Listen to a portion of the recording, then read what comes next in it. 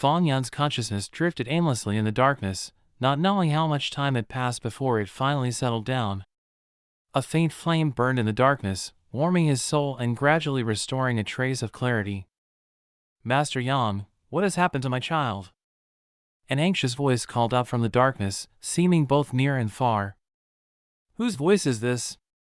Why do I feel so familiar with it, so longing for it?" Fang Yun thought hazily, before he heard another elderly voice respond respectfully from the darkness. "Madam, the young lord was struck on the head, so he has fainted. As long as he rests for a while, he will be fine." "What is going on here? Shouldn't I be dead?" Fang Yun's consciousness drifted in the darkness, thinking hazily. "All right, as long as he is fine. Master Yang, thank you for your help. Steward Liang, go to the treasury and give some money to Master Yang." The voice spoke again. Footsteps faded away into the distance in the darkness, until there was complete silence. The flame continued burning in the dark, steadily warming Fang Yun and restoring his consciousness more and more, making it stronger. The familiar voices, the familiar conversation, a powerful impulse filled his chest. Who are they? Why do they seem so familiar? A strong pain and endless longing ignited in his soul. Fang Yun suddenly had an intense urge to see the owner of that voice. He wanted to get up, to open his eyes. As if sensing his intense will, the warm flame in the darkness suddenly exploded, and a portal appeared in the dark, filled with endless light. Fang Yun's consciousness rushed into that light, and the next moment, Fang Yun finally opened his eyes. In the soft light, a beautiful woman appeared before Fang Yun's eyes. She sat at his bedside, her long eyebrows furrowed with worry and self-blame as she looked at him. The beauty was in her 30s or 40s, with a jade hairpin in her hair. There were still traces of teardrops on her long lashes, as if she had just cried. "Mother." Fang Yun stared blankly at the beauty, calling out this name almost dreamily. Boundless longing erupted in his heart. Fang Yun wanted to rush up and embrace this woman. But he was also afraid that this was just a dream. Afraid that the moment he held her in his arms, she would shatter like bubbles. "Yuner, you're finally awake." Hearing his call, the woman finally regained her senses. Her long willow eyebrows relaxed, and her face revealed an expression of extreme joy and tears. "Mother, is it really you?" Fang Yun stared wide-eyed in disbelief at his mother. His mother looked much younger than in his memories. "My child, it's your mother, it's your mother." The woman was startled for a moment, and said gently. She could feel the abnormality in Fang Yun's emotions. Her soft and fair palm gently patted Fang Yun's back to comfort him. It was the first time she had seen such intense emotions from this stubborn child. Lightly frowning, the woman seemed to understand something after thinking for a moment. Still gently patting Fang Yun's back, she said softly, There, Yuner. From now on, Mother won't force you to go to the palace with the sons of Lord Pingding and Lord Jinghua." The real touch, the real smell, the real sight, everything reminded Fang Yun that what was happening now was not an illusion in death. Only after losing something does one know how precious it is now. Fang Yun didn't say a word, just held his mother Lady Huayang tightly. The happiness of regaining what was lost overwhelmed his heart, and tears finally burst out uncontrollably. Along with the tears, painful memories full of regret and guilt from the past also poured out.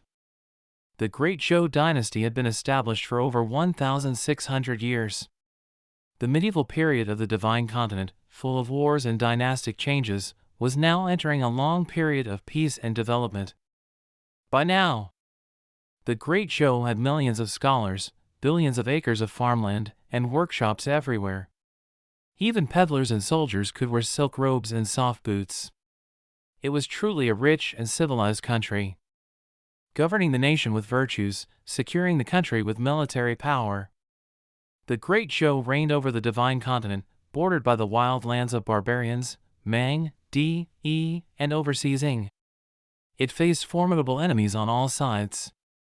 In its 1,600 years of establishment, with continuous military readiness, its standing army stood at 16 million men.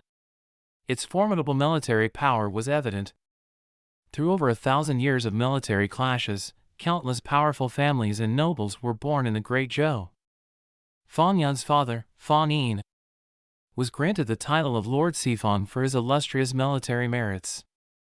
Lord Sifang Fang Yun commanded an army of 1 million, garrisoning the southern border of Jingzhou, suppressing the vast tribes of barbarians in the jungle. Stationed in the barbarian lands for 8 years, his army had killed nearly 10 million foreign tribesmen, truly piling corpses into mountains and dyed rivers with blood. The name of Lord Sifang struck terror into the barbarian tribes, who changed color at the mere mention of him. In his 8 years of stationing the southern border, the foreign tribes did not dare to take a step into the divine continent. The prestige of his military power was evident. Fang Yun had 2 sons. The eldest, Fang Lin, was extremely talented. By the age of 20, he had reached the realm of formations and established illustrious military exploits in Marquis Zhong Xian's northern campaigns against the D tribes. He was the undisputed number 1 among the princes and nobles in the capital. With such eminent father and brother, Fang Yun needed hardly any effort to be assured of a bright future. But in fact, Fang Yun chose a path completely different from his brothers, focusing on civil instead of military pursuits. Fang Yun had no interest in martial arts since childhood, with his elder brother Fang Lin to carry on their father's military legacy. Fang Yun lacked motivation to practice martial arts. His family had tried persuading him a few times, but seeing his determination, they did not force him. Wearing silks, dining on jade foods, waited upon by groups of servants, such a life could have continued to Fang Yun's last days. However, a sudden disaster came crashing down from the heavens. In Fang Yun's 24th year, his elder brother Fang Lin pursued the northern D tribes deep into their lands. In the ensuing battle, Fang Lin was surrounded by the D armies. He escaped with his life, but his leg was severed by a D master and his cultivation destroyed. After being brought back to the capital, he lived in seclusion in grief and despair. One day, servants discovered that Fang Lin had committed suicide in his room. The fortunes of the Fang family plummeted from that point. 3 years after eldest brother Fang Lin's death, Fang Yun's father Lord Sifang Fang Yun was found to have secretly collaborated with enemies and betrayed the country. The evidence was irrefutable. When this news reached the divine Zhou's emperor, he personally led forces into foreign lands and had Fang Yun executed. Upon receiving the news, Fang Yun's mother, Lady Huaiyang, committed suicide in their residence to follow her husband in death. At the same time, the capital's forbidden troops broke into the Fang residence. All 300 members of the Fang household were beheaded outside Chongyang Gate that very day without trial by the Ministry of Justice. In the span of 1 day, Fang Yun had lost his father, his mother, his family, his clan. It was like a surging tide that swept everything away. Fang Yun could only watch everything unfold before his eyes, powerless. Remorse, anguish, self-blame filled his heart. For the first time, Fang Yun regretted his earlier decision to abandon martial arts for civil pursuits. But regret had come too late. When the blade swept across 320 necks in the darkness below Chongyang Gate, Fang Yun finally let out a howl of regret and unwillingness. As his severed head flew high in the air, he saw a column of blood spurt from his still-standing neck, then boundless darkness. When he regained consciousness again, he found himself here. In just 1 day, Fang Yun had lost his father, lost his mother, his family exterminated, his clan wiped out. It swept over him like a surging tide. Fang Yun could only watch everything happen before his eyes, powerless to change anything. Remorse, anguish, self-blame filled his heart. For the first time, Fang Yun regretted his earlier decision to abandon martial arts for civil pursuits. But regret had come too late. When the blade swept across the necks of the 320 Fang clan members in the darkness below Chongyang Gate, Fang Yun finally let out a howl of regret and unwillingness. As his severed head flew high in the air, he saw a column of blood spurt from his still-standing neck. Then endless darkness. When he regained consciousness, he found himself here. Good child, don't cry. You are a man of the Fang family. Fang men do not shed tears. Lady Huaiyang was somewhat surprised to see him cry for the first time in front of her.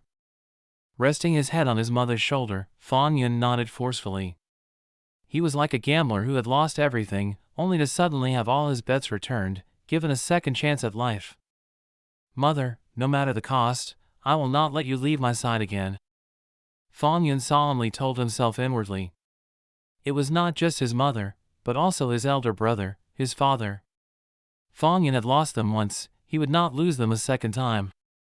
It all seemed like a dream. But Fang Yun knew clearly that everything was real. He had been given a second chance at life. Although he did not understand how this had happened, Fang Yun understood he must not let this chance to change their fates slip away.